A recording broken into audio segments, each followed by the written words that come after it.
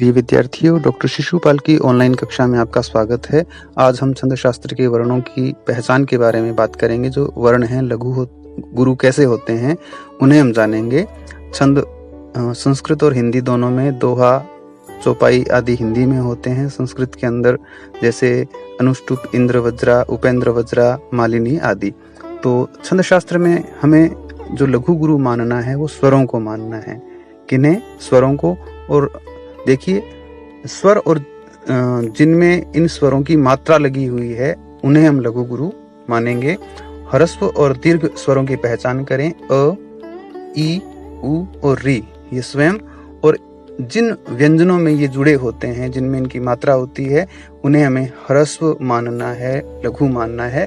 आ, ई, उ, ए, ऐ, ओ, औ। और जिन वर्णों में जिन व्यंजनों के साथ इनकी मात्राएं होती है, जैसे का, की, कु, के, कई, को, कऊ, या कोई भी अन्य व्यंजन के साथ भी इनकी मात्राएं जुड़ी हो सकती हैं, तो उन्हें हमें दीर्घ मानना है, गुरु मानना है। तो पुनः बता रहा हूँ, ह्रस्व स्वर और जिन इनकी जो मात्रा है वो उन्हें हमें लघु मानना है। दीर्घ स्वर या जिनमें इनकी दीर्घ की मात्रा लगी है उन्हें हमें गुरु मानना है। एक विशेष बात, कुछ ऐसे व्यंजन होते हैं जिन पे किसी की मात्रा नहीं होती, इसका मतलब उनमें अ मिला हुआ है, उसे लघु मानना है। यदि बिना मात्रा का कोई भी व्यंजन है, उसे हम ए की उसमें मात्रा होती है, उसे हम लघु मानेंगे। तो ये था।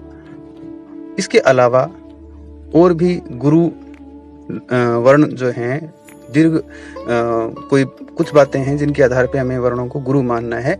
अनुस्वार और विसर्ग युक्त यदि कोई भी व्यंजन है, यानी कि अनुस्वार और विसर्ग युक्त कोई भी व्यंजन है, उसे हम गुरु मानेंगे, दीर्घ मानेंगे। और आधे व्यंजन से पहले वाला, ध्यान से सुने, आधा व्यंजन जहां भी आता है उससे ठीक पहले वाले वर्ण को गुरु मानना है। ऐसे ही मिश्रित व्यंजन आ जाता है तो उससे पहले वाले वर्ण को, इस बात को आप ध्यान से सुने, आधे व्यंजन या मिश्रित व्यंजन से पहले वाले वर्ण को गुरु मानना है। ये ध्यान से बात समझ लें। और इसके अलावा जो बात है कि ह्रस्व को लघु कहते हैं, ह्रस्व वर्ण को क्या कहते हैं? छंद शास्त्र में लघु कहते हैं। उसका जो चिन्ह है वो एक का निशान, जो खड़ी पाई है वो लगती है, और उसकी यदि मात्रा गिनने की बात है तो ह्रस्व स्वर की मात्रा 1 गिनी जाती है। दीर्घ को छंद शास्त्र में गुरु कहते हैं। उसका जो चिन्ह है वो इस तरह का जो एस बना हुआ है, ये चिन्ह हम गुरु के लिए निर्धारित किया गया है। जब चिन्ह हम कहीं भी लगाएंगे और उसकी जो मात्रा है वो 2 गिनी जाती है। अब आगे थोड़ा सा इसका अभ्यास करते हैं। अंत शब्द है तो इसमें अ जो है उसके ऊपर अनुस्वार लगने की वजह से उसे गुरु माना गया। तय में अ की मात्रा है, उसे लघु माना गया। ए लघु है, और जो तय के अंदर अ है उसके आगे, उस ए में आगे विसर्ग होने की वजह से उसे गुरु माना गया। अन्न में ए गुरु इसलिए माना गया क्योंकि उसके बाद आधा व्यंजन है, न ए के कारण लघु है। विद्वान में ई की मात्रा हालांकि छोटी है, लेकिन आगे द आधा व्यंजन है, इसलिए उसे यहाँ पर हमने गुरु माना है। वा का जो आ है वो गुरु है, न का ए लघु है।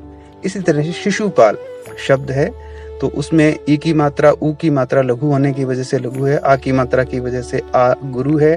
ले में अ जो है वो लघु है। उत्सव में उ तय के कारण गुरु माना गया क्योंकि उसके ठीक बाद आधा व्यंजन है, बाकी सामान्य। स व में अ की मात्रा है। संबंध में देखिए, आगे स के अंदर अ और ब के अंदर जो अ है वो उनके ठीक बाद आधा व्यंजन आने की वजह से उन्हें गुरु माना गया। कक्षा में क जो है वो मिश्रित व्यंजन उसके बाद है।